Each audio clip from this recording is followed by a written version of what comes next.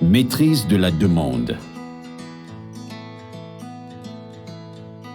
Maîtrise des éléments du design qualitatif. Il s'agit des détails qui permettent à l'objet entrepreneurial de répondre avec correspondance et style adapté aux besoins pratiques de la demande. L'apprenant doit ainsi créer un objet qui s'adapte aux standards qualitatifs d'acceptation que désire cette demande. La disponibilité des ressources de transformation et de production locale. Les ressources qui nous entourent doivent être assez utiles pour permettre la transformation matérielle de la création entrepreneuriale que nous percevons. Elle doit être un objet qui s'entend, qui se voit, qui se sent. L'objet entrepreneurial doit s'incarner dans cette matière qui doit lui donner toutes les possibilités de transformation et lui apporter les caractéristiques et éléments qui composent sa mise en œuvre. L'objet ou le fait devient une œuvre réelle et concrète, autant matérielle que mesurable dans sa réalité factuelle. Ainsi, il doit être avant tout pensé dans un processus qui intègre d'ores et déjà la fascination et la disponibilité du matériel local pour sa mise en œuvre. Autant il y a une identification des ressources de réalisation et de transformation véritable de son environnement, autant l'objet entrepreneurial est pertinent et réussi.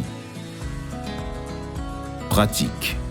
Identifions pour chaque cas les ressources qui nous entourent et qui peuvent permettre la transformation de l'objet entrepreneurial en prototype fini.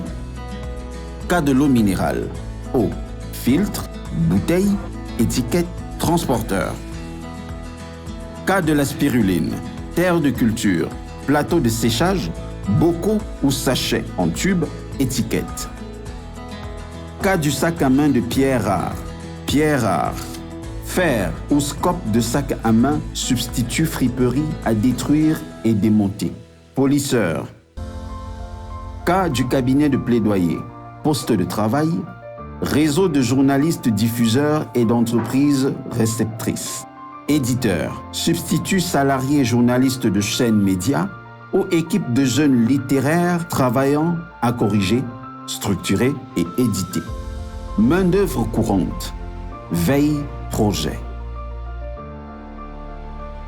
Afin de déterminer un indice global sur la disponibilité générale des diverses ressources nécessaires à la transformation de l'objet entrepreneurial, l'indice de disponibilité de chaque ressource sera calculé préalablement.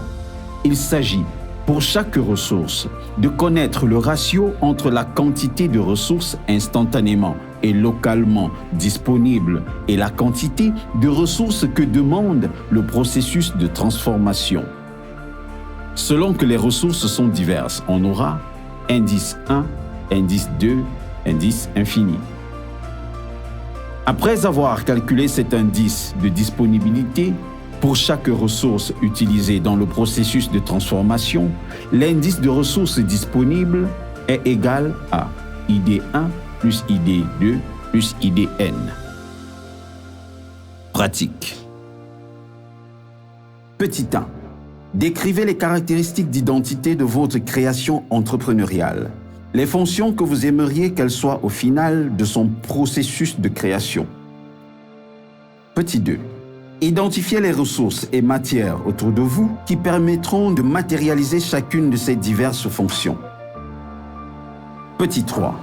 Faites un graphisme de liaison entre les matières et le lieu exact de l'objet entrepreneurial auquel elles viennent se greffer spécifiquement avant ou pendant le processus de création entrepreneuriale pour donner le résultat final satisfaisant.